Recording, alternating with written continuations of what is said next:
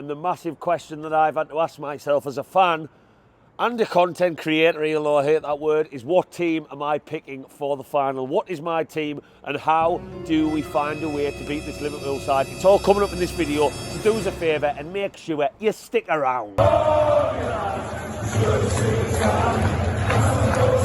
Welcome back to Black and White Banter, and welcome back to what is probably the last video that I will be putting out on YouTube before I head down to the train with a bag full of cans and a bag full of blind optimism, because that's what us Newcastle fans do. So there will be content coming at the weekend of my expeditions down in London. I'll all be drunken, but let's get into the nitty-gritty, meaty, nerve-wracking stuff that is my team for this Carabao Cup final. We all know we were the underdogs before we got the injuries and the suspensions. We are just a bigger underdog in my opinion, and I don't think that's a bad thing, because if you cast your mind back to the last Carabao Cup final, Manchester United, as they have been for years, were playing absolutely terrible.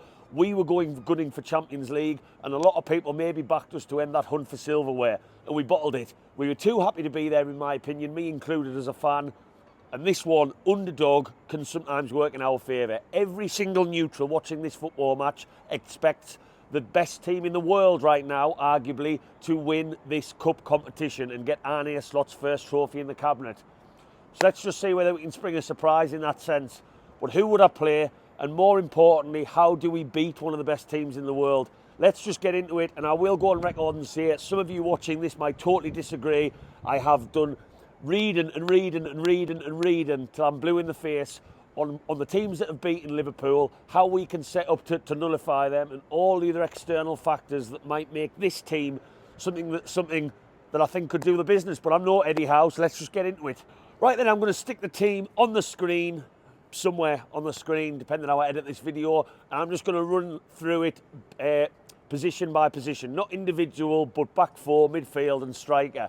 So I've done a video earlier this week on Martin Dubravka and Nick Pope and how surprising the stats were. For this one, I am going to go with Martin Dubravka. Nick Pope, most importantly for me against West Ham on Monday, I was delighted he got a clean sheet, but he just looked a nervous goalkeeper. Every time he gave the ball away, the cameras panned to him, and he just looked someone who is trying to get up to speed as quickly as he can. He feels a little bit under pressure because what is being talked about on socials, and he hasn't looked the same. And I think it's important we retain the football, and Nick Pope does not want the ball at his feet, but we cannot surrender possession to Liverpool time after time after time. Martin Dubravka has not done us too wrong in his time since coming in for Nick Pope in that amazing run. He is my goalkeeper. Look, in a penalty shootout, who would I prefer? I would probably prefer Nick Pope.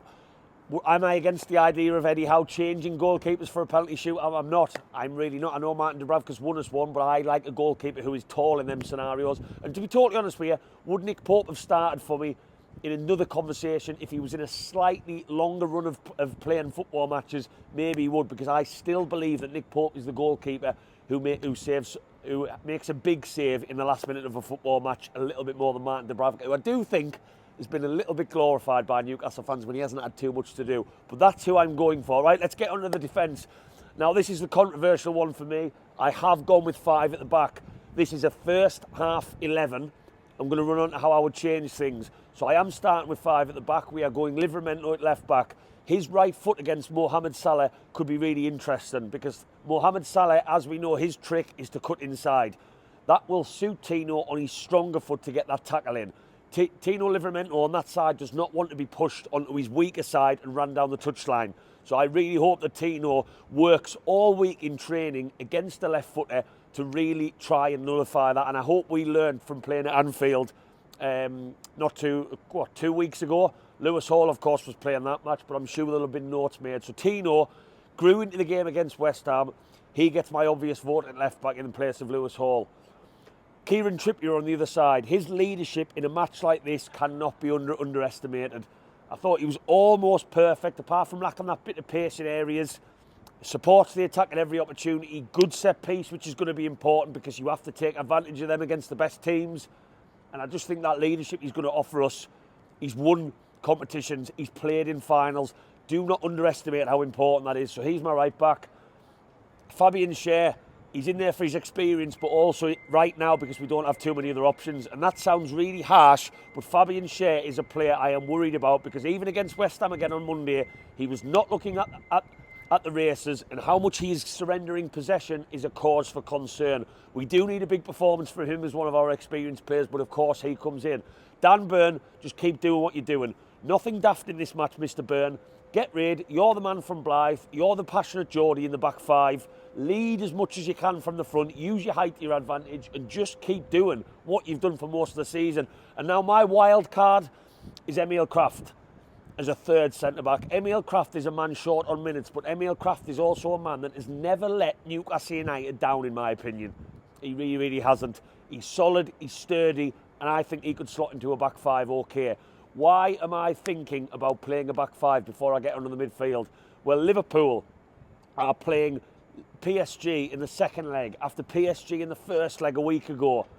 And they will be starting to run on a little bit of empty, depending on how that game at Anfield goes, where they have got to go hell for leather to try and beat that very good PSG team as I record this video. Of course, the game will be done by the time I post this out. If we can really shore up like we did against Arsenal, pen them in a little bit, allow them not to have the ball, but look to hit them on the counter, stay nice and organised in midfield, make their lives difficult, then the second half comes and we can change it, and I'll get onto that in a second. Midfield 4, I'm going to go for. Harvey Barnes, for me, does not start in this football match. Joe Linton's work rate with Livramento on that left-hand side is going to be key. This is my game plan, probably more than a formation, which, again, I'm going to get to what I'm going to do differently in the second half. Joe Linton on the left, Bruno, and the experience and the skill and the composure of Tonali in the middle, mopping things up. He won all of his duels against West Ham, same again in the cup final, and he has experience of winning trophies for AC Milan. On the right-hand side, well, of course, it's Jacob Murphy. Not everyone's favourite. He needs to be better at retaining the ball, but he does offer us pace. He can whip a good ball in, but it's his discipline in an Eddie Howe system in supporting Kieran Trippier that is going to be very important against the likes of Tsimikas if he plays, Robertson, and of course Diaz. That's my midfield, and of course it goes without saying that Alexander Isak in this first half of this 4-5-1 system that I would play needs to be at the races, retaining the ball better than you did against West Ham, causing Van Dijk a problem, swivelling on Van Dijk and giving him something to think about, and also running the channels against the likes of Trent, who I don't think are very good defenders. Robertson, on the other side, if he plays, is starting to get on a little bit. I hate Andy Robertson. Always have. Just a cocky little manhead. So yes, I agree that with anyone that comes in the comments and says 5 at the back is dangerous because it invites the team on. It only invites the team on if you don't do it in the correct way, you don't use your full-backs to support the wingers to push up, and you don't keep hold of the football. We still have Bruno, we still have Murphy, we still have Joe Linton, we still have Isak, who can support the attack at every opportunity, not to mention Livramento and Trippier bombing down to support them. So why have I gone with 5 at the back, and what would I do differently in the second half? Well, Nottingham Forest are my case study here. They won at Anfield earlier in the season, and they basically adopted a very similar process of a more rigid 5 at the back in the first half. Then they brought more pace on and they freed up a little bit when the Liverpool team was starting to tire from the first half of trying to break down that side.